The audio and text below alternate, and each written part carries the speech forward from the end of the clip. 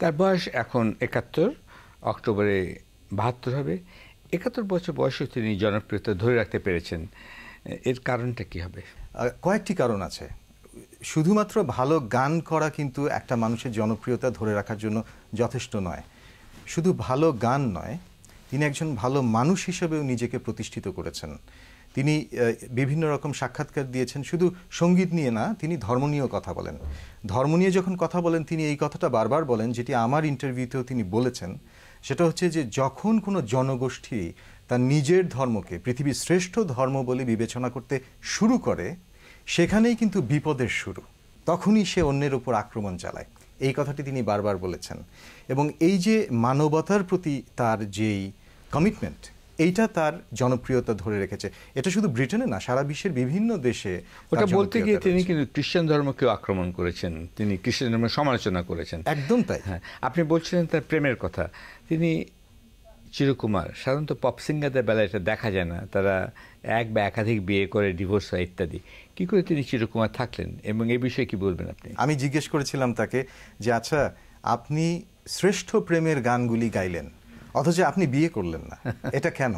তো উনি হেসে বললেন যে দেখো, আমি যেই বয়সে বিয়ের জন্য উপযুক্ত ছিলাম, আমার বয়স যখন 25-30, সেই সময় আমার বন্ধুরা বিয়ে করছে এবং তাদের অনেকেরই বিবাহ বিচ্ছেদ ঘটছে।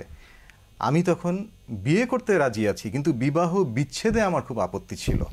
এবং তিনি বললেন যে সেই সময়ে আমার মনে হলো যে আমি বিবাহ বিচ্ছেদের রিস্ক নিতে চাই না, এবং তখন উনি বিয়ে করেননি। তারপরে উনি বললেন যে 35 বছর বয়স হয়ে যাবার পর তারপর ওনার মধ্যে আসলে বিয়ে করার সেই ইচ্ছেটা আস্তে আস্তে একটুখানি দুর্বল হয়ে যায়। কিন্তু হ্যাঁ, তার সাথে কিন্তু প্রেম হয়েছে অনেকের। তার আত্মজীবনী এবং তার উপর যারা বায়োগ্রাফি লিখেছেন তারাও কিন্তু বলেছেন বিভিন্ন মহিলার সাথে তার ঘনিষ্ঠতা হয়েছে বিভিন্ন সময়। তার মধ্যে একজন হচ্ছেন অলিভিয়া নিউটন জন, যিনি বিখ্যাত একজন গায়িকা। অলিভিয়া নিউটন জনের পাশাপাশি ব্রিটেনে টেনিসে একসময় নাম্বার 1 ছিলেন। ফ্রেঞ্চ ওপেনে তিনি একবার শিরোপা ও গ্র্যান্ড স্লাম বিজয়ী হয়েছিলেন। এই ব্রিটিশ টেনিস তারকার সাথেও কিন্তু তার প্রেম ছিল, সু বার্কার। তো অনেকের সাথে তার ঘনিষ্ঠতা হয়েছে এবং তখন পত্রপত্রিকা একদম এই খবরগুলোকে শিরোনাম করেছে যে এবারে ক্লিফ বিয়ে করবে।